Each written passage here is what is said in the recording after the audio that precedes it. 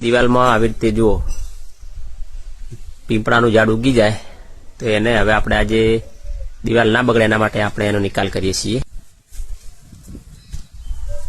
આગળની કામગીરી કરવા બદલે અમારા માળીબેન મેં હવે ઉપર ચડાયા છે અને યુરિયા કહેવાય. આ યુરિયા ખાતર છે અને આ છે છાણ, લીલું છાણ, ગાયો ભેંસોનું લીલું છાણ છે અને આ યુરિયા છે. થોડી ખાડો ઊંડો કરાશીશ, સાફ સફાઈ કરી થોડી.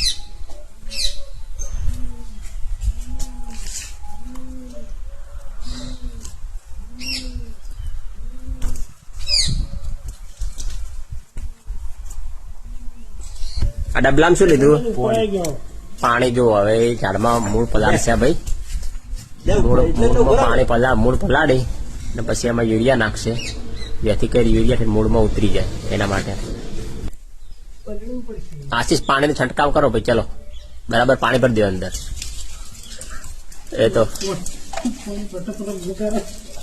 હા, એ તો કપડા થોડો પલર શીખવો હતો નહીં, આપણે એટલું ઝાડ દિવાલને બચાવવાની, આપણે કપડા તો સુકાઈ જશે.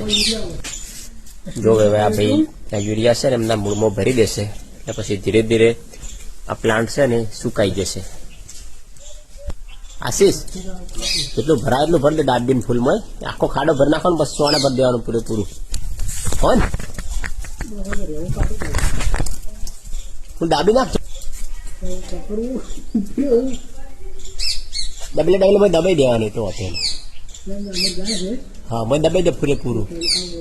હવે આ છાણિયા ખાતરનો લેપ કરી દે આશીષ. આશીષ એના મૂળમાં જ પેલા છે ને છાણિયા ખાતરનો લેપ કરી દે તું, એટલે છે ને યુરિયા ભય ના પડી જાય. જો બરાબર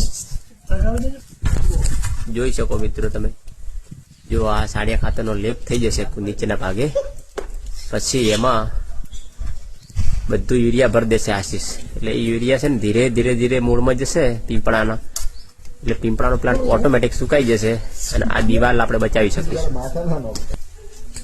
હવે આશીષ ફાવે ને ભાઈ?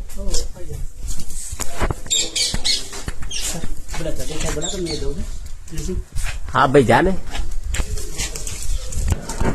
જો આ ભાઈ હવે કમ્પ્લીટ છાણિયાથી લેપ કરી દેશે એટલે યુરિયા આમાં અંદર ઉતરી જશે. યુરિયા અંદર ઉતરી જશે ને એટલે આ પ્લાન્ટ છે ને જે દિવાલમાં ઉગી ગયો છે એ એક જ અઠવાડિયામાં સુકાઈ જશે અને આ દિવાલ ફાટતી અટકી જશે.